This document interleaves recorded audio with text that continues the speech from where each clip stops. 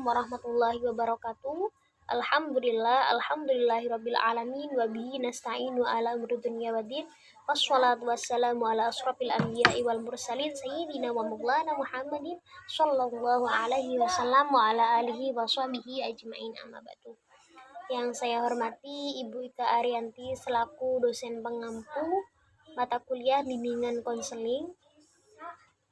Di sini saya, Neng Afifah, dan rekan saya, Siti Nur Hidayah, akan menjelaskan tentang kemampuan memberikan konseling pada anak-anak. Nah, langsung saja, di sini saya akan membahas tentang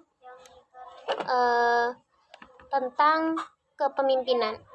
Kepemimpinan memberi dua bentuk observasi, dua perspektif, dan dua keahlian yang lebih luas. Mereka dapat melengkapi kekuatan dan kelemahan satu sama lain, dan hubungan mereka dapat menghasilkan contoh yang sukses dalam hubungan bagi anak-anak. Nah, di sini yang perlu kita ketahui, yang perlu kita ketahui yaitu tentang ada 7, yaitu yang pertama yaitu pemimpin dan asisten.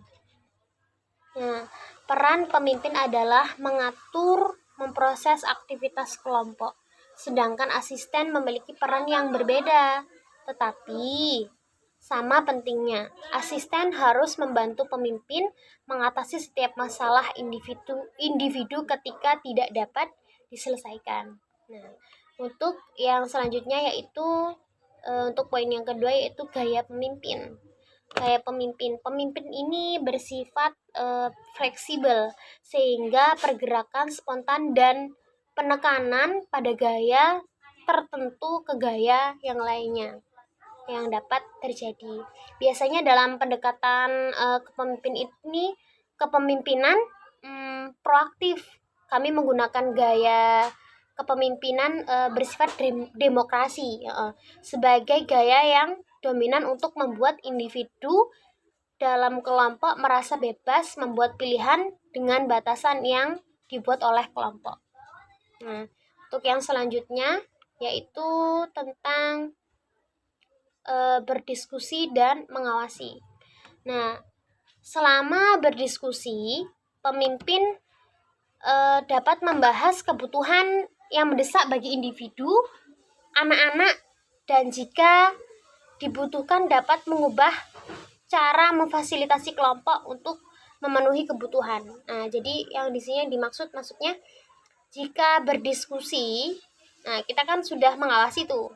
Setelah mengawasi kan kita pasti berdiskusi apa yang harus kita bahas. Di situ ketika ada kebutuhan mendesak bagi anak-anak, maka kita harus dibicarakan gitu terkait kebutuhan anak-anak tersebut. Nah, untuk yang selanjutnya yaitu memfasilitasi kelompok. Penyediaan fasilitas yang efektif itu menciptakan atmosfer keamanan sehingga anak-anak bebas menggali, mengekspresikan diri dan mendapatkan sesuatu dari pengalaman mereka. Pemimpin kelompok harus memberi arahan instruksi, perkenalan, dan mengatur aktivitas,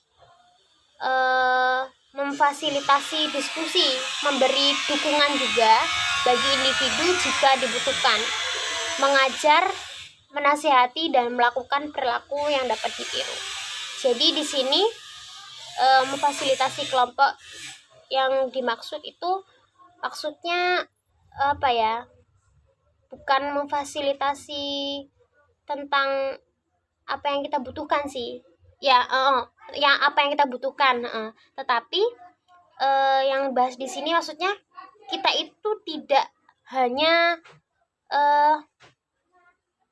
bahasanya gimana ya? Tidak hanya mengajar. Maksudnya tidak hanya omong kosong gitu, hanya mengajar, tapi kita juga harus melakukan perilaku yang dapat ditiru mereka. Jadinya kita mengajarkan sambil melakukan gitu, agar mereka itu memahami dan meniru kita gitu. Kalau kasarnya kalau misalkan kita hanya mengajar saja, tidak melakukannya, itu biasanya anak-anak dominan malas, tidak mau meniru kita, malahan tidak paham maksudnya. Nah, untuk yang selanjutnya, mengenali dan mengatasi masalah yang bersifat rahasia. Ketika memberikan konseling pada anak-anak dalam kelompok, ada kemungkinan anggota kelompok akan menceritakan perilaku kasar dilakukan oleh orang tua yang lain. Nah, jika hal ini terjadi, informasi ini harus dilaporkan kepada orang tua, wali, dan pihak yang berwenang untuk memastikan keamanan dan perlindungan bagi anak. Nah, untuk yang selanjutnya yaitu memperkenalkan dan mengatur aktivitas.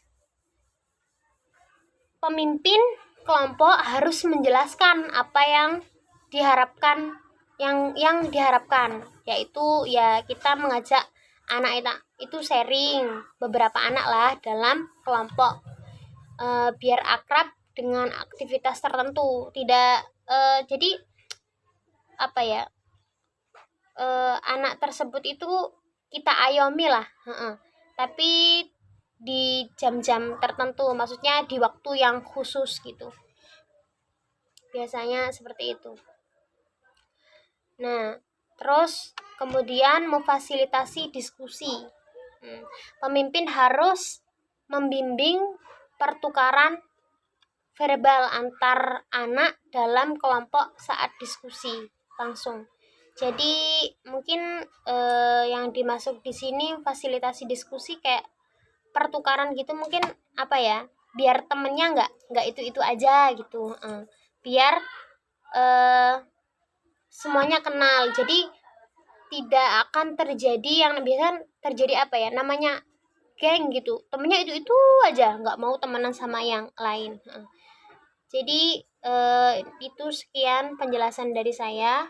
Untuk yang selanjutnya akan dijelaskan oleh teman saya Siti Nur Hidayah. Sekian, terima kasih. Baiklah, selanjutnya di sini saya akan melanjutkan materi B, yaitu keterampilan konseling yang digunakan dalam kelompok anak-anak. Nah, keterampilan konseling yang digunakan pada kelompok anak-anak ini sendiri terdapat 8 macam. Yang pertama adalah observasi, kemudian mendengar aktif, menyimpulkan, memberikan umpan balik, kemudian memberikan umpan konfrontasi, kemudian memberi instruksi, memproses kemampuan, dan keterampilan memproses. Selanjutnya yang pertama adalah observasi. Nah, melalui proses observasi ini, seorang konselor dapat mengetahui bagaimana karakteristik individu yang dibimbingnya. Karena secara umum perilaku individu itu dapat diobservasi, kecuali hal-hal yang memang seharusnya disembunyikan. Walaupun dengan cara lain, hal-hal tersebut sebenarnya bisa diobservasi. Nah, dalam proses observasi ini, seorang observer harus mengambil sikap netral, bebas berprasangka, dan tidak terlalu cepat mengambil keputusan. Nah, kemudian juga sehat jasmani dan rohaninya. Nah, observasi yang dilakukan dapat berupa pertanyaan seputar keadaan lingkungan, sosial, dan budaya konseling. Nah, dalam hal ini, seorang konselor diharapkan dapat menjalin hubungan baik dengan konseling agar si konseling dapat dengan senang hati mengungkapkan apa yang sedang dirasakan dan apa yang ada dalam pikirannya. Kemudian selanjutnya mendengar aktif. Nah, dengan mendengar aktif atau mendengar yang baik ini, anak-anak akan dapat menyimpulkan informasi yang didapatnya. Kemudian melalui mendengar aktif ini, kemudian anak-anak dapat menyimpulkan kepada pemimpin, dan pemimpin dapat memberikan umpan balik kepada anak-anak. Yang selanjutnya, anak-anak dapat menangkap mengenai tema yang telah dibahas pada hari itu. Kemudian selanjutnya adalah memberikan umpan balik. Nah, saat memberikan umpan balik ini, seorang konselor dapat memberikan komentar kepada anak-anak secara keseluruhan. Misalnya, Jack, saya perhatikan kamu menghela nafas di saat si An mengatakan sesuatu. Mengapa? Nah, kemudian pertanyaan tersebut dapat membuat si Jack mengungkapkan perasaannya terhadap si An. Apa yang terjadi antara keduanya. Kemudian pertanyaan lanjutan untuk mendapatkan informasi. Contohnya adalah, bisakah kamu menceritakan hal lebih banyak lagi, atau adakah yang ingin kamu ceritakan lagi? Seperti itu. Dan masih banyak bentuk pertanyaan-pertanyaan yang lainnya yang mendorong anak-anak untuk dapat menceritakan masalah yang terjadi pada dirinya. Nah, kemudian selanjutnya adalah memberikan instruksi. Biasanya pada saat anak bergabung pada kelompok yang baru, dia tidak merasa aman atau tidak percaya kepada pemimpin atau individu kelompok di dalamnya. Nah, dalam hal ini, seorang konselor harus memberi instruksi dan meyakinkan, termasuk halnya dalam menjaga rahasia. Selanjutnya adalah kemampuan memproses. Nah, dimaksud dengan kemampuan memproses ini adalah bagaimana seorang konselor dalam menjalankan aktivitas atau interaksi saat diskusi bersama kelompok maupun individu. Sekian materi kami mengenai materi dalam keterampilan memberikan konseling pada anak-anak. Wassalamualaikum warahmatullahi wabarakatuh.